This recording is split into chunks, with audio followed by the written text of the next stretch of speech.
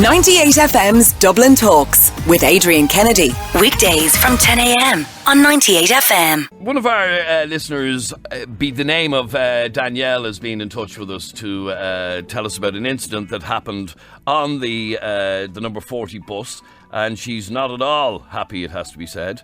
And she's on the line. Danielle, tell me what time this happened at. It would have been at probably about 9:15 in the evening. And tell me what happened.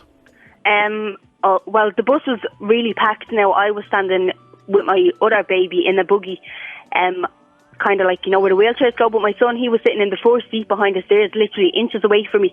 Now, he was asleep, and I don't even know where this guy got on, but he was standing like beside me for a few minutes, and then he stepped beside my son. Now, as soon as he sat down, I knew something was up. He kept staring at him and staring into his face and stuff. And then we how old was this guy? The man? Yeah.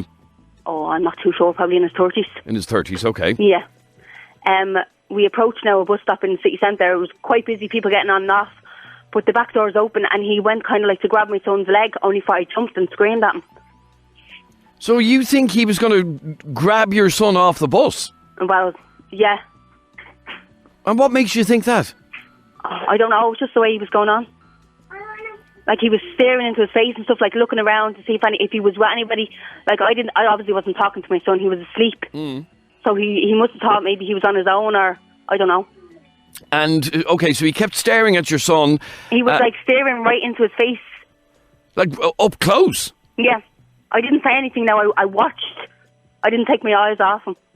Okay, so he's staring at your son. How old is your son? He's 3. He's 3, right. Yeah. So this man in his 30s was staring at your son in a very suspicious sort of way. Yeah.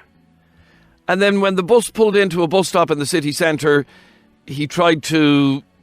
He went, like, he grabbed my son's leg, and I jumped and, like, grabbed his arm and pushed him away. And he just jumped off the bus then? He kind of stood there for a minute, and he was shrugging his shoulders as if to say, like, what did I do? And then he ran off the bus. Now, my partner literally was getting on the bus 2 seconds later. Wow, okay, right. So this happened at 9:15 in the evening on the number 40 bus. Yeah. All right, well, let that warning be out there for all of our listeners to beware. Thanks very much indeed for talking to me. No problem, thank you. All right, so there you go. If you're on the number 40 bus, watch out for somebody trying to rob your child.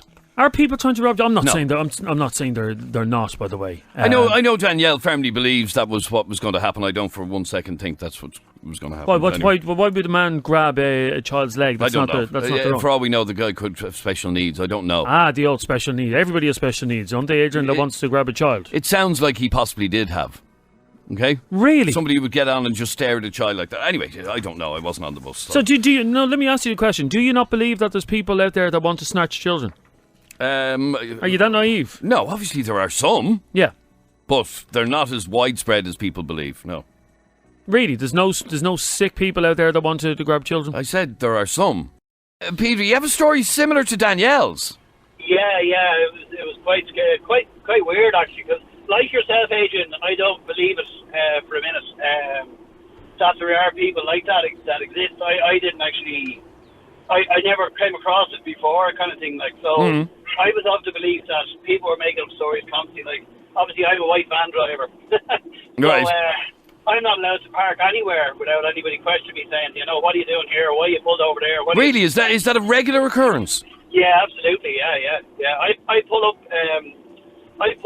for a few minutes to basically gauge where I'm going next, and I get called up going, you know, why are you sitting here? Often I pull up outside of school maybe because it's a convenient place because there's a lay-by, you know. And I'd be called up and say, why are you sitting outside the school? You know, what's your purpose here?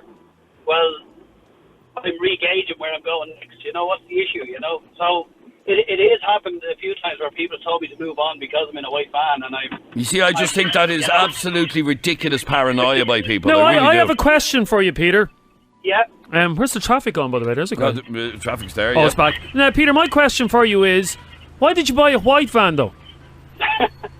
Because people always, they never suspect any other colour van.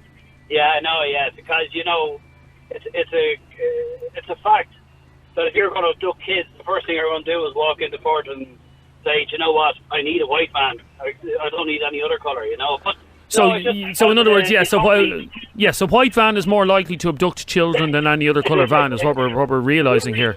Yeah, well, exactly, yeah. No, but to be approaching somebody like you, questioning your motivation for pulling in to check your sat-nav or whatever the hell, is just ridiculous paranoia. Do you agree, do you?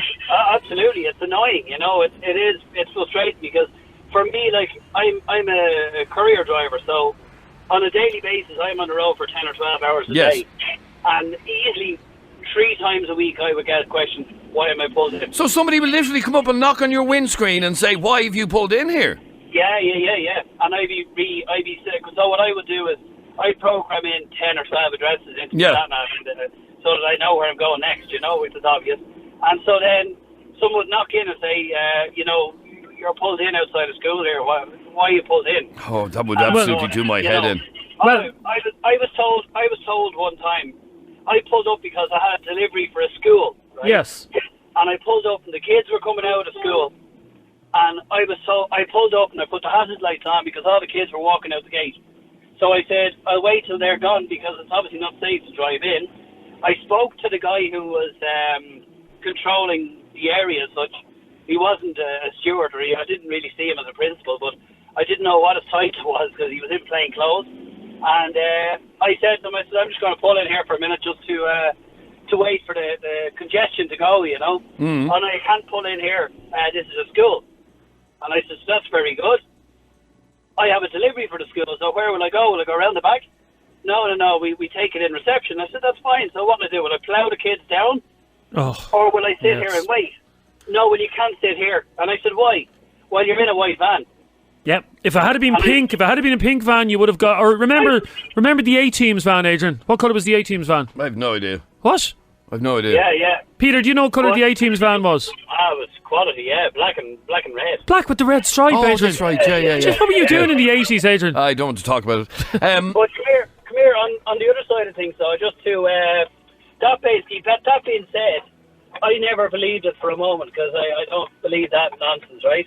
Last week, I was on Meath Street in Dublin 8, and my partner, I went into the shop, and she was outside on the road. But she was talking to her friend. So our lad, he's about 8 going on 9, right? He was out on the road. He was only 2 or 3 feet from her. And he was talking to his friend. He was only at the finishing school.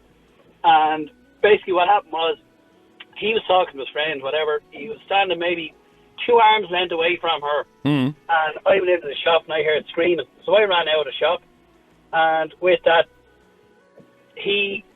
some strange lad had his hand on my fella's arm. Right. And when I walked out, he let go and he took off running up the road. What happened was, he was at the grabbing my lad's arm. The young fella that was with him let a scream and grabbed his arm as well. And only for the kid grabbed him by the arm. I fully believe that he was gone up the road with him. Now, according to Adrian, and Adrian, you may as well say it when you're speaking to the man in his face, not behind his back, because he will say behind your back. Adrian doesn't believe that story. No, I'm not. Sorry, I believe Danielle's story as well. No, you didn't. I don't believe your man was about to drag the child off the bus, though. No, you said it was an exaggeration. I don't think the child was going to get dragged off the bus, to be honest. But then I questioned it because I didn't see it with my own 2 eyes. I seen the end of it where he had his hand on my child's arm. And I didn't see the full what happened before it. Now I think what might have happened is, and does happen, is a child is in his way, or maybe if you're in my way, I put my hand on your hip or your back or whatever to move you out of the way slightly so I can get by. Do you know what I mean? Yeah. So quite possibly he put his hand on his back, or sometimes with a child you'll put your hand on the head just so they don't run into you or whatever. But no ill intent. And then all of a sudden you're a child abductor. That's the problem, isn't it? 98FM's Dublin Talks with Adrian Kennedy. Weekdays from 10 a.m. on 98FM.